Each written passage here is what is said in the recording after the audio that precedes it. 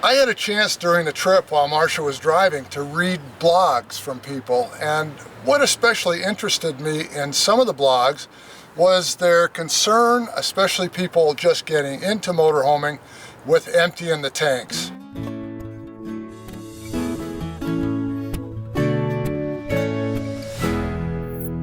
The alternatives to having a black tank, which is what the toilet empties into, are cassette toilets, composting toilets, plastic bag toilets, bucket toilets, and probably some others that I can't think of offhand.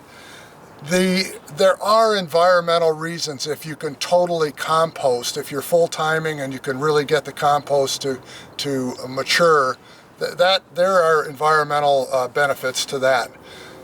For most people, they will be dumping their gray tank into a legitimate dump station, whether it's one of the truck stops or a campground. If you're going to dump your gray tank, it only takes one switch and about 2 or 3 minutes to dump the black tank.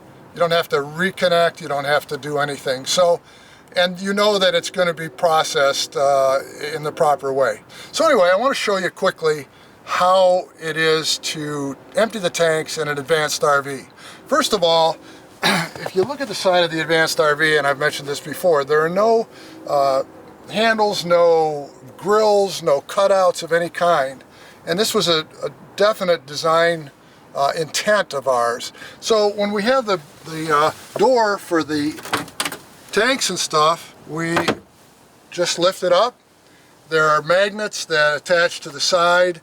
There's a protective stone guard on there so that it doesn't scratch.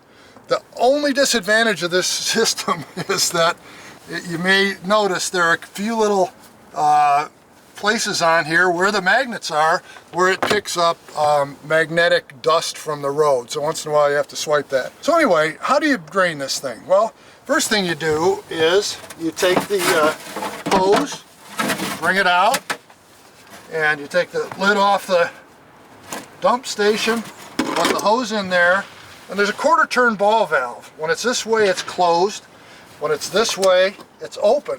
There's a light, and there's a macerator switch, and 2 valves, one for the gray tank and one for the black tank. And then to open the black tank, you just open that until the red light comes on, and turn on the macerator.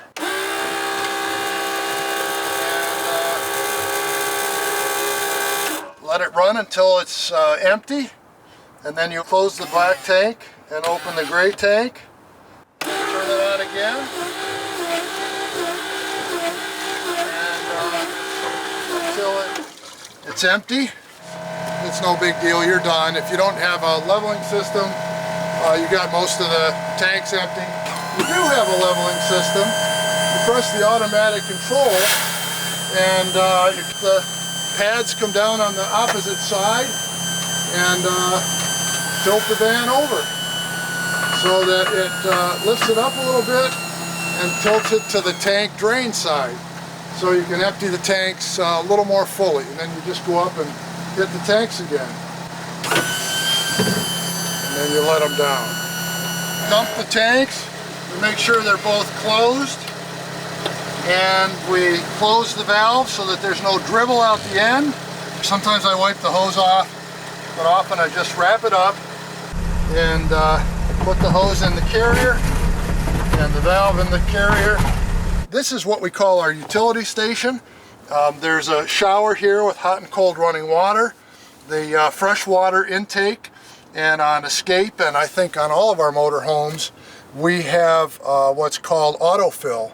So if you're hooked up to the hose at a campground or anywhere else, you press a button on the Silverleaf central control, it opens up a valve and automatically fills the tank until the fill indicator says it's full. You can press it another couple times to get it super full, and it's pretty simple to do. Now you might say, what happens if these valves fail?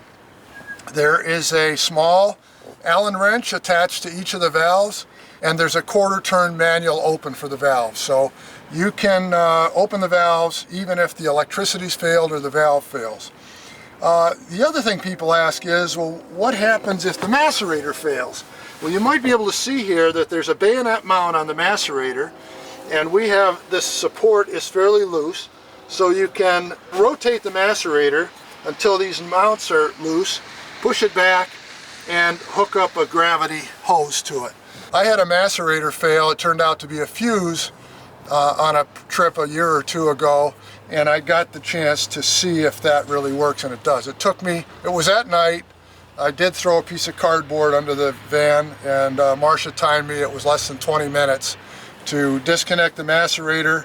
We went to Walmart or somewhere, got a hose, hooked up the hose, and emptied the tanks. So we think we've thought of any possible failure. That's all there is to it.